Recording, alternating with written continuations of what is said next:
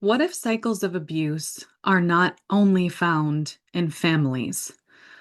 What if abusive tendencies and victim responses can be products of the cultures we live in, the countries we live in, the communities that we live in? Hello, my name is Jenna, and I'm here today to talk to you about the ways that we play dead to survive and the lessons that came to me through a hognose snake that bit me on the finger, and a dear friend of mine who was brave enough to write her story of codependency and abuse. You don't want to miss this because you're not going to hear this anywhere else. And I have a strong feeling that there's some people who are going to be helped and healed by this today. So let me begin by talking about what I mean by these cycles of abuse, right? So a cycle of abuse can mean multiple things. It means that those who are in the abusive relationship, both the victim and the abuser, go through a cycle of their own, right? They go through a cycle of love bombing, right? The abuser is really affectionate, really warm, buys gifts, makes promises, but then it can turn.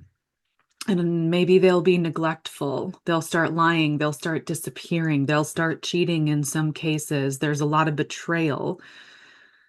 Then, when some of their behavior's called out, they'll become violent sometimes, defensive.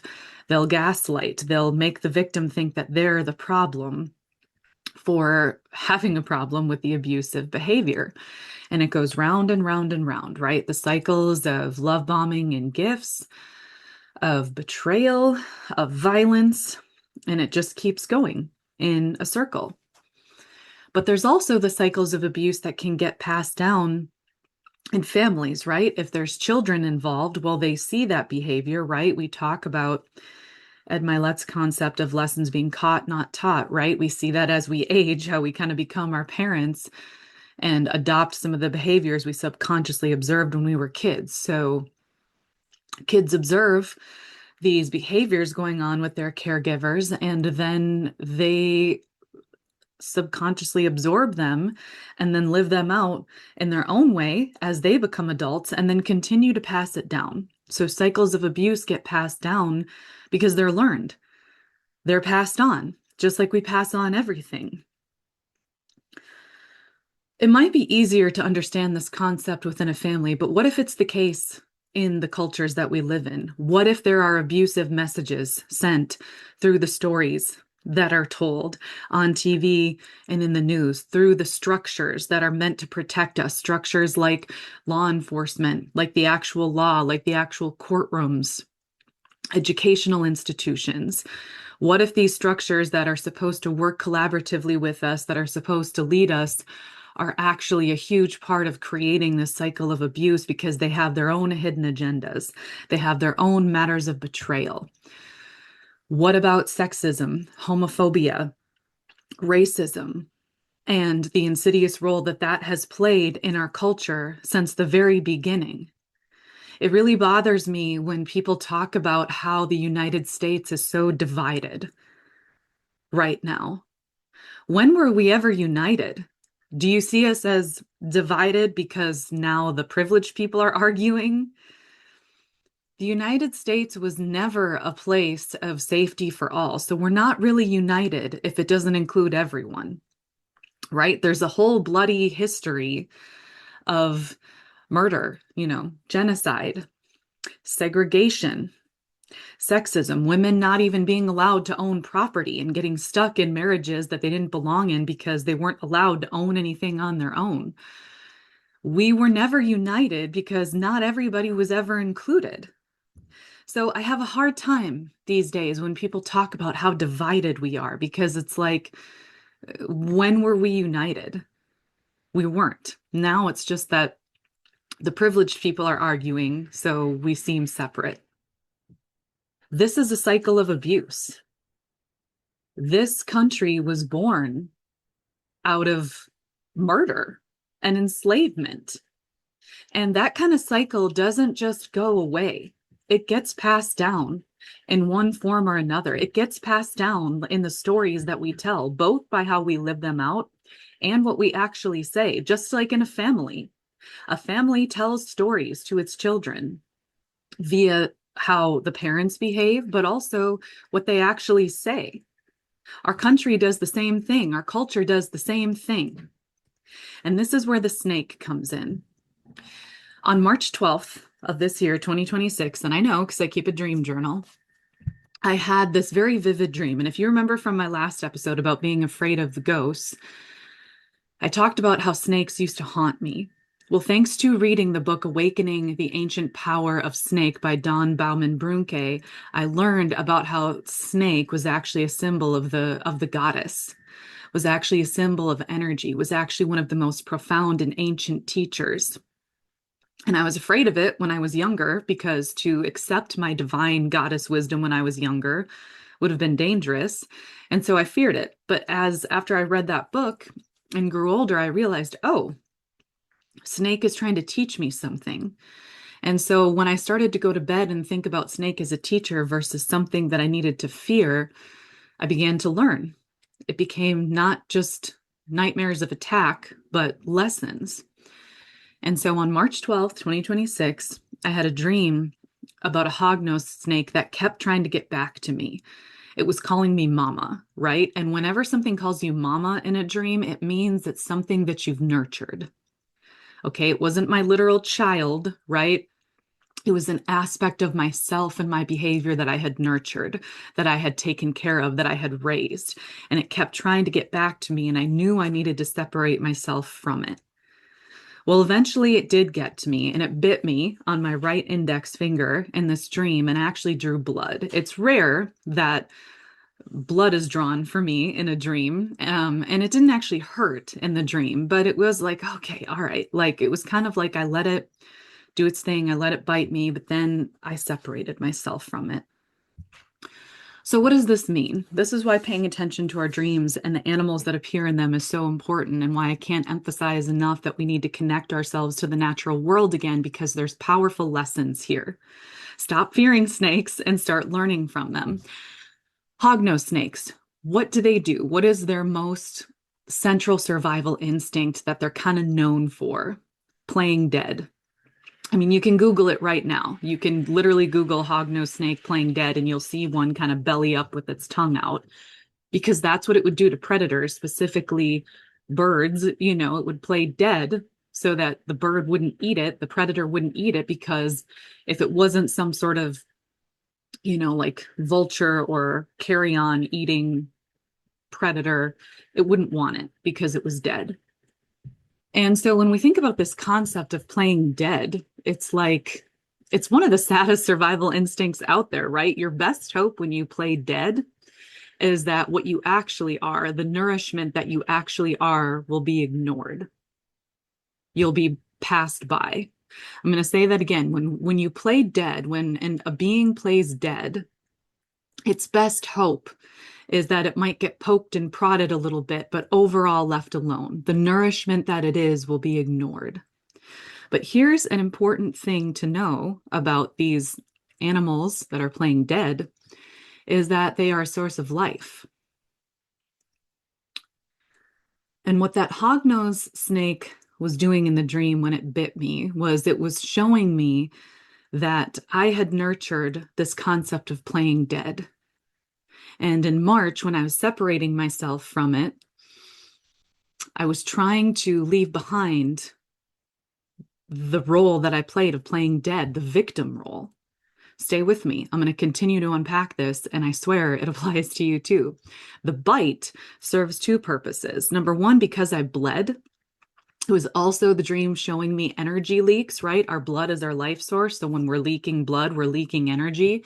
It was showing me just how much this aspect of playing dead was draining my energy, but it also was marking me, because whenever an animal bites you or licks you in a dream, it's marking you. It's identifying with you. You're creating a sort of bond with that animal and what it represents for life. And so this wasn't just a relationship of like codependency. This hognose life, this hognose snake, this playing dead also kept me safe for a while. It was survival instincts that I needed to have at the time. And so it was marking me for life in that, okay, what I learned from the time that I was just surviving by playing dead would always be with me. The survival instincts that I built during my most unsafe, destructive times would always be with me, would always find a way to serve me, even in a new life where I was living my highest life. So it bit me because it was also marking me with that protection, with those memories, with those lessons, so I would never forget. But in the end, I was separated from it. It was time to move on. It's not time to play dead anymore. And that's a message for all of you who've ever faced discrimination, even if you don't live in the United States, because I am so grateful for my listeners who don't live here. Whatever your culture is, whatever your country is, whatever your family unit is, it's time for you to stop playing dead. It's time for you to recognize the ways that you've been conditioned to just survive by playing dead and remember your divine spirit. Here's how this relates to the cycle of abuse. So, my friend Amelia, who I interviewed in the episode, Amelia Will Probably Save the World, go and listen to that one. It's fantastic. You're not going to want to miss it. So, go back and listen. But I learned something important from Amelia when I read her memoir that she's still in the process of publishing called Surrender. I learned something important from her in that interview and just from talking with her about that book. She tells a story in that book of her experience with church youth group and how there was a push-up contest, and she had been working out in her spare time and was really strong. And this youth group, this church group for youth, was trying to do this fun, unifying thing about measuring push-ups. And they were all racing to see who could do the most in under a minute. And they didn't count Amelia. Despite her saying, hey, look at me, look, and winning, beating all the boys, they weren't counting her because she was a girl. They ignored her because she was a girl. They only measured the boys. It didn't matter that she was stronger and faster and more resilient than the boys. They weren't counting her. And she talks about how this played into the cycle of abuse that she entered. That this idea of not being counted because of her gender was a huge part of why she ended up in an abusive relationship. And that opened a door for me to understand myself, because I found myself in not just one, but several abusive relationships with men throughout my teens and 20s. I would leave one and then attract, another abuser, somebody else who was using me. And here's the thing, I always knew that they were a predator. That's the thing. I was never fooled by these abusive people. I always knew what they were, but I chose to play dead. I chose to enter into this sort of victim relationship because I thought that that's all there was for me. And I had to ask myself, well, why did I enter into all these abusive relationships? My family wasn't abusive. I didn't come from a family of origin cycle of abuse, but I did come from an institutionalized cycle of abuse. I knew all too well exactly what Amelia was talking about when she said she wasn't counted in the church. I have story after story of being abused by the church. And I don't mean physically, but I mean emotionally and verbally. The church in itself is very shaming. It's a shame-based culture, especially if you're a woman. You're conditioned to believe that if you're outspoken, then you're too much, that you will never count as much as men. You can have an influence, right? It's like that bullshit thing from My Big Fat Greek Wedding. You can be the neck, turn the head of the house any way you want, but you're not really the head like the man. That's a very symbolic of Christian culture. And that's how I was raised, and that's how I went to college, and I was outcasted for suggesting otherwise. So the lesson and it's not just in the church, it was in the stories that I watched. Now, when I go back and watch some of my favorite stories from the 90s, including Buffy the Vampire Slayer, love Buffy, love a lot of the characters in that show. But as I watched it now as an adult, I'm like, holy shit, this is abusive. There's episode after episode of teen girls being targeted, potentially sacrificed or raped by demons. There's episode after episode of these toxic relationships, like between Buffy and Angel or Buffy and Spike, where it's abusive, it's controlling, it's obsessive. Well, lo and behold, Joss Whedon turns out to be a huge creep, the guy who created those stories. So, of course, but this is what I was raised on. I was in the culture of teen movies. Movies like She's All That and 10 Things I Hate About You, where there was this, kind of marginalized or like emo or outcasted type of woman who either changed her appearance or was softened by a man to become acceptable. And that's the premise of the whole movie. These stories, these cultural phenomenons impact the way that we see ourselves, and they perpetuate the cycles of abuse.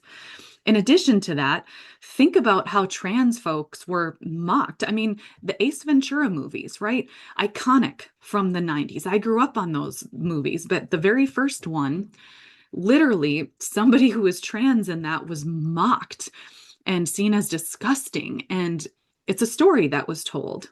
I don't even need to go into how the Black character was frequently killed off first in movies in 80s and the 90s and even into the 2000s. It was a well-known phenomenon that the Black character would be the first to be sacrificed. These are harmful, abusive stories that we're told. We can't separate ourselves from our entertainment culture. They're a huge part of who we are and how we manifest our daily life.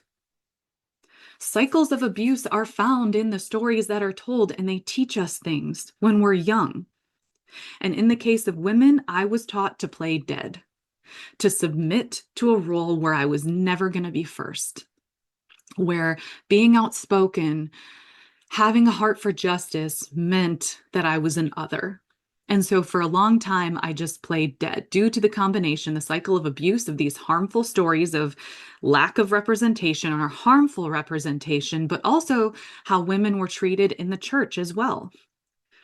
Maybe that's you. Maybe the religion that you have been taught has told you a harmful story about yourself, has taught you to play dead, because even just this concept of this higher patriarchal God always puts women second. It teaches that we don't have the divine light inside us, that we're shameful, that we're pitiful, that we're sinners, that we have to look outside of us for any kind of grace, for any kind of help, for any kind of power. We're not enough. We have to look to the patriarchal God. I'm sorry, but doesn't that sound an awful lot like our government right now? I mean, it's not a coincidence that I saw signs all over the place. Trump is my president. Jesus is my God. People are equating the two. They're looking to this arrogant patriarchal figure who's making all these empty, abusive problems. If this is our leader, if this is who we're looking to, we have a bigger problem. It's never just been about him. It's been about the cycle of abuse in this country that's repeating itself over and over again. It's just more exposed now. The history of the United States, with the exception of Barack Obama, has had white male presidents. That's not a coincidence. That is the product of a country of abuse, of a cycle of abuse, especially because, I know this is going to sound shocking, white males were not the first people here in this country.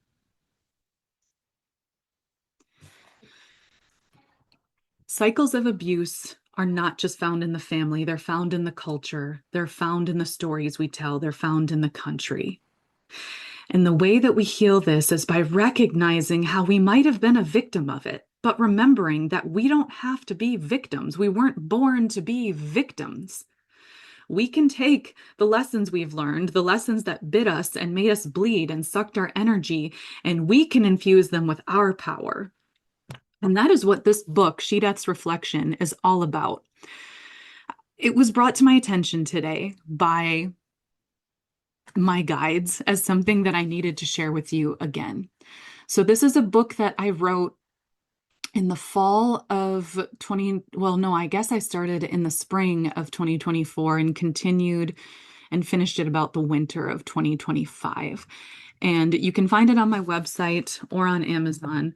But it's all about the cycle of abuse that my family experienced via my husband's ex-wife. And I'm going to just say this. When I experienced the evil that she was and saw how the evil that she was affecting my husband. I realized this is not unique to us. This narcissistic, insidious, sick, nearly inhuman behavior is not limited to us. It's a product of this country. And I'm talking about narcissism, not as it's used casually. I'm talking about the actual disease of narcissism. I'm talking about the people who are delusional, who have a view of themselves that doesn't match reality. And because of this distorted view of what they think they deserve, they commit act of harm after act of harm after act of harm, harm, harm, harm, harm, over and over again at whatever cost. This is not unique to one or more, but it's not a coincidence that there's so much domestic abuse tied to narcissism in this country. It's because it is a disease of this country that began when this land was stolen and people were enslaved because one group of people thought they were better, thought that grabbing power and independence at whatever cost was cool. We are a family. We are all connected. We are connected to everything that has happened on this land. We are connected to each other. This idea of separation isn't real. And so, for better or worse, we are in the cycles of how this country started. What my family has gone through with domestic abuse is not unique to our family. It has become the insidious disease of this country. It has become the epitome, the representation of leadership. Think about this. Our leader is abuse. That is the product of an abusive nation. That is the product of profit at whatever cost, of I raise myself up at whatever cost, and that creates people who think they have to play dead to survive. People who think that, people who once knew that they were strong, that they could make change, that they were divine, that they were powerful, people who knew that inherently were taught that if they had to speak about that, to live that it wasn't safe, that they wouldn't be accepted. And so they just submit. They also were taught that the structures that are supposed to protect them, like the court system, like law enforcement, they were taught that those were some of the structures actually doing the harm. Same with education. So when you look around and everything that's supposed to protect and support you is harming you, what other choice do you think you have but playing dead? What else can you do? Here's what we can do. We can look to new sources of protection. There are powerful people out there who have risen up despite. We can start learning about them, the examples they set, and we can tune in to our own creativity again. Our creativity is like a child. It is something that we nurture. Just like we nurture this idea that all we can ever be is a victim, we also can remember who we are, our divinity, and the powerful bodies that we have chosen to be in. So remember, I'm going to challenge you for a second. Remember that you chose your body. Your soul chose your body. And if someone is telling you that there's something wrong with your body, that is a lie so that they can profit off of you. Remember that you chose, your soul chose. And when you remember that, you can start to take hold of the challenges that convinced you that you were just meant to be a victim. You can use those lessons as you step back into your power. We can study the people who've risen despite. Marsha P. Johnson, her voice appears to me in dreams. She rose up. She found herself despite. Chani Nicholas, one of the reasons I look up to her so much is that she has created a business that both helps people but also respects the people who are a part of her business. She has a business model that actually cares for the people working for her. The workforce right now is sick. It's another cycle of abuse of if you're not making money for me in the way that I think you should or the way that I gaslight you into making it for me, you're gone. You're just a number. We can study Chani Nicholas's business model.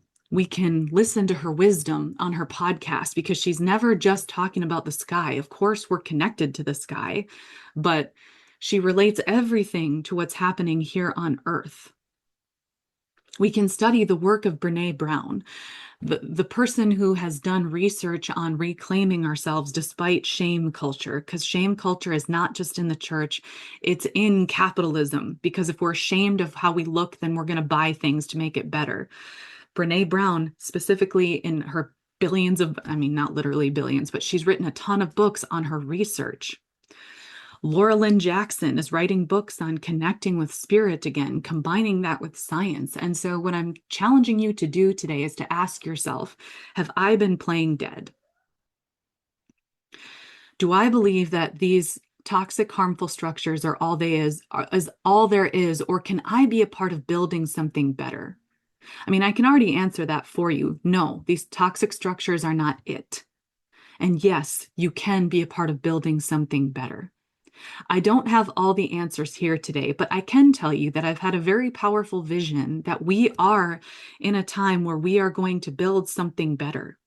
The more that we become aware of how the structures that are built to protect us are harming us, the more that we can separate ourselves from those and think instead about what we can do, about what we can make. Because yes, we can make something better and actually equal and united despite the harm. And the harm is crumbling. The harm is falling. That's why it's so exposed right now. You can also read my book, She Death's Reflection, because I can tell you it is a very spiritually charged book. It was me having to channel, it was me living with this evil energy of this evil person who was trying to rip my family apart at every turn and needing a place to, because I felt that energy so strongly, I needed to channel it into something healing. And then messages started to come to me about how this isn't just a cycle of abuse that we were living with. This is a cycle of abuse that infects the whole country. And then once I started seeing it as a collective problem that we could heal together, well, it made things better for me, and it will make things better for you once you read it. Because in this book, I tie the harm that was done to my family as the harm that was done to the indigenous people, as the harm that was done to the moon.